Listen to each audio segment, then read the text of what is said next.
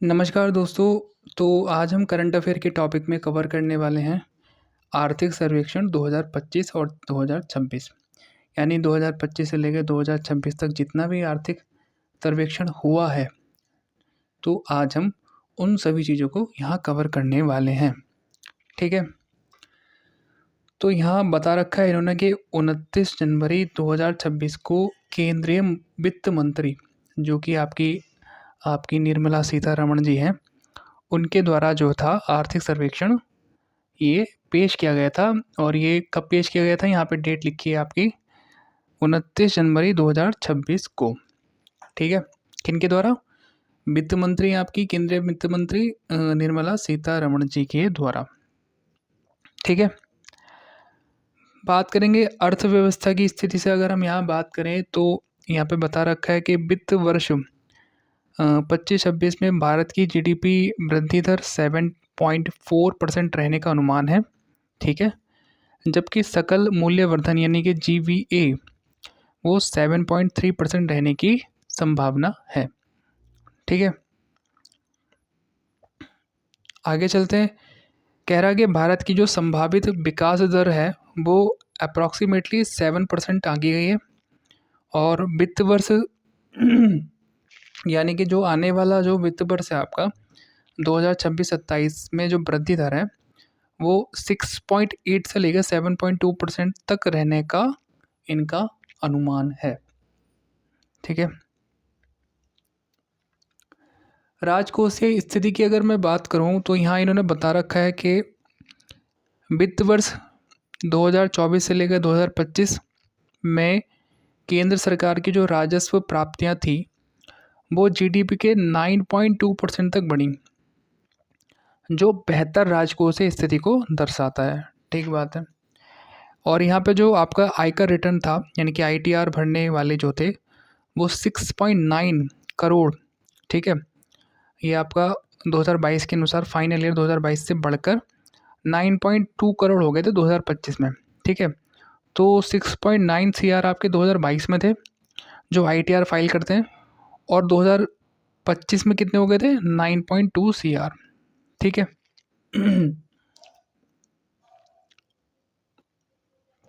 आगे चलते हैं। बोलता है कि अप्रैल दिसंबर 2025 के दौरान 17.4 लाख करोड़ रुपए का जीएसटी प्राप्त हुआ, यानी कि संग्रहित हुआ। इतने इतने रुपए का जो जीएसटी इनको मिला। ठीक है? आगे बात करेंगे। यहाँ ये बोल रहा है कि मौद्रिक प्रबंधन और बैंकिंग क्षेत्र के में क्या सुधार हुए, क्या दर रही, तो वो सब यहाँ बता रखी है। उस चीज़ को डिस्कस करेंगे।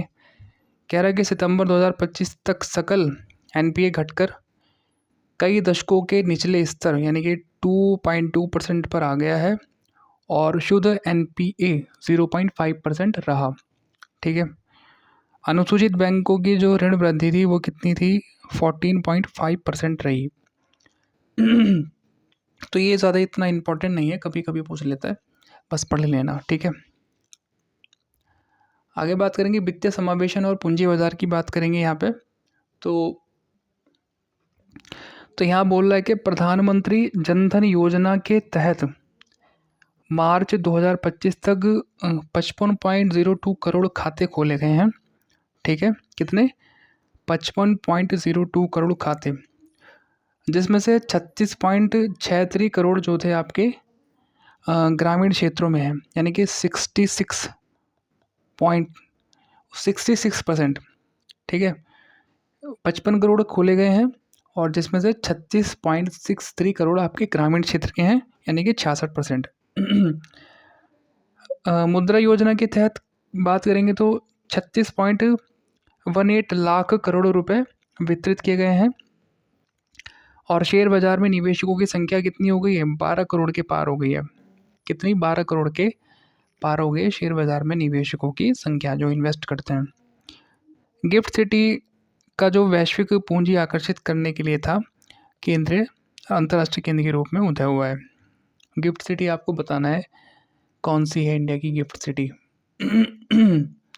आगे चलते हैं। सॉरी। बोला बाह्य क्षेत्र का प्रदर्शन तो बात करेंगे। वित्त वर्ष 2025 में कुल निर्यात जो रिकॉर्ड था वो था $825.3 बिलियन का। ठीक है। सेवा निर्यात की बात कर लें, और सेवा निर्यात जो था इंडिया में टॉप पे रहा। ठीक है। सारी चीज़ की बात करेंगे तो सब में सेवा जो थी क्षेत्र, मतलब सेवा के सर्विस के मामले में इंडिया अच्छा रहा।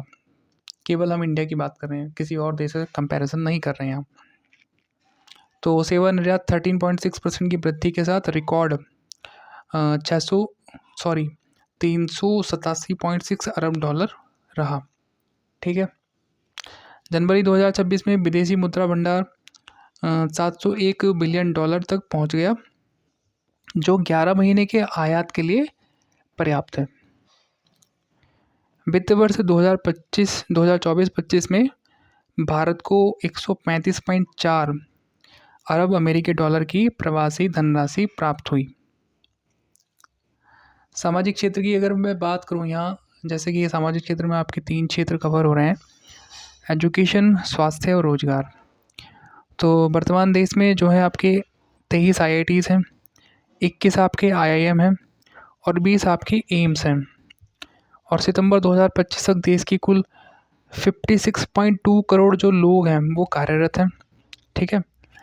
और दिसंबर 2025 तक बेरोजगारी दर घटकर कितनी हो गई?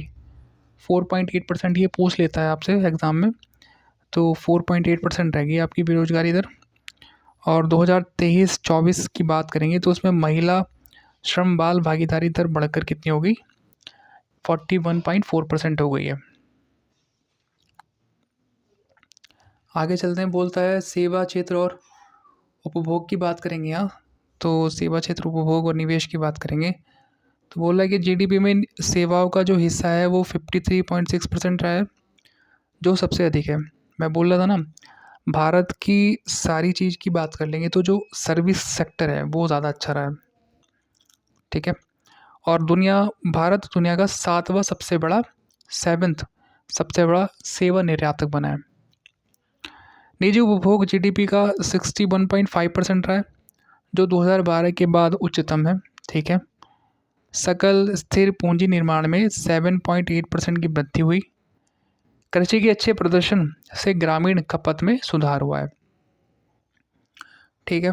आगे चलते हैं, मुद्रास्फीति की बात कर लेंगे तो मुद्रास्फीति में क्या है, अप्रैल दिसंबर 2025 के दौरान औसत खुदरा महंगाई दर कितनी थी? 1.7% रही, जो अब तक का न्यूनतम स्तर है। और आज का हमारा लास्ट टॉपिक है इसका, कृषि और जो उससे संबंधित क्षेत्र हैं। तो खाद्यान्न उत्पादन की बात करेंगे तो 3577.3 लाख मीट्रिक टन जो रिकॉर्ड स्तर पर रहा। ठीक है। खाद्यान्न उत्पादन इतना रहा। मछली उत्पादन में 140% की वृद्धि हुई है भारत में। और बागवानी उत्पादन में 367.33 मिलियन टन रहा प्रोडक्शन, जो अनुमानित खाद्यान्न उत्पादन से अधिक है। पीएम किसान के तहत अब तक पात्र किसानों को 4.09 लाख करोड़ रुपए की जो जारी किए जा चुके हैं धनराशि, इतने लाख करोड़ रुपए की धनराशि उनको जारी की जा चुकी है। तो ये था आपका आर्थिक सर्वेक्षण 2025 और 2026 का।